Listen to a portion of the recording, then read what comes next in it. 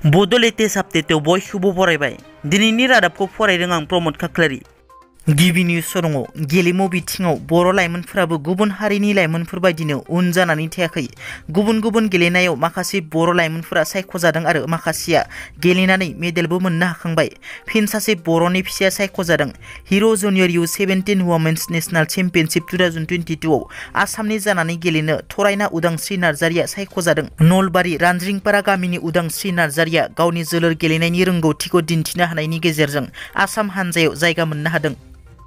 भारत भुटान सिमना ओनसोलनि सुबनकाटा निकासि थांलाय फैलाय गाहाय लामानि गेजेराव थानाय दिरिं दैमानि दालाङा गोब्राब अखा हाबाय थानायनि जाहोनाव दैसायाव गोबां दै फैनायाव थांनाय हराव दालाङा गब्रयो, जायनि थाखाय बाक्सा जिल्लानि सुबनकाटा निकासि आरो मुसलपुराव थांनाय हान्थामेला फरायसुला फरायसुलिफोरा गोबां जेंनाजों मोगा-मोगि जानांदों।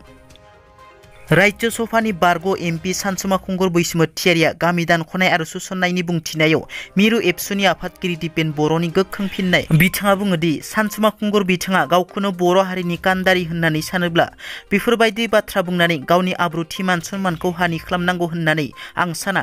बियो सासे जाम्बा मानसिनि स्टेटमेन्ट होननासो आं सानो। मानोना BSc BTC आव सनितपुर बिश्वनाथखौ सुसननायनि जेबो एजेन्डा गैयामोन आरो बै समाव सुसनखायोमोनब्ला दिनै बे बाथ्राखौ सावरायनो गोनां गैयामोन। बे बाउन्डारि कमिसननि गेजेरजों गामि सुसननाया भारत सरकार लेभेलाव रायलायनाय जादों आरो बेखौ एकर्टआव थोंजोङै सनितपुर बिश्वनाथ होनना लिरनाय जायाखै। बिनि थाखाय जों हाबा मावबाय थादों। बे समावनो जुदि बेफोरबायदि बाथ्राखौ बुंबाय थायोब्ला बियो मोनसे गियाननि थिरांथा नङा होननानै आं सानो होनना।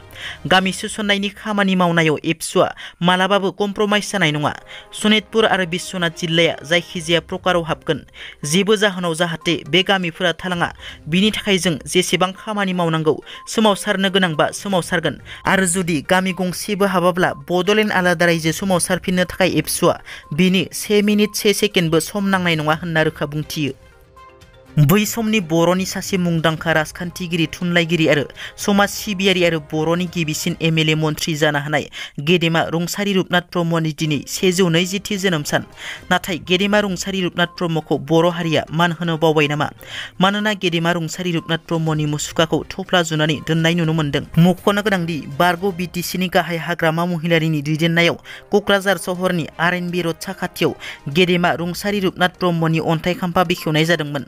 नाथाय गेदेमा रुंसारि रुपनाथ ब्रह्म बिथांनि मुसुखाखौ नाथ्रोदनानै थफ्ला जुनानै दोननायखौ नुनो मोन्दों।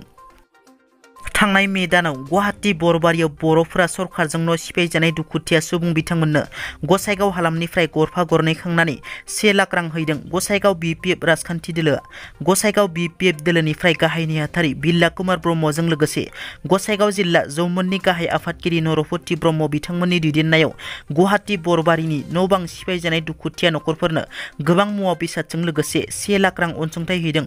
बेराफारसेथिं न' सिफायजानाय दुखुथिया सुबुंफोरा BTR नि गाहाय प्रमद बर' बिथाङा नुजाथि फैयैखौ लानानै दुखु मोननाय फोरमायो। प्रमद बर' बिथांखौ एभिक्सन खालामजानायनि उनाव नाहर, थानाय जायगाखौ स्थापन खालामना हो। नोंथाङा मासियाव जिरायनानै बुंहरबाय थाब्ला जाया, जोंखौ नाहर। बेफोरबायदि खावलायहरदोंमोन, नाथाय बिथाङा मा मावदों मा मावा जेबो मिथिनो मोनाखै होनना। दिनैनि रादाबा एसेनोसै। नोंथांमोना जुदि आंनि चेनेलखौ दासिमबो साबस्क्राइब खालामाखै, अन्नानै साबस्क्राइब खालाम। गोजोन्थों।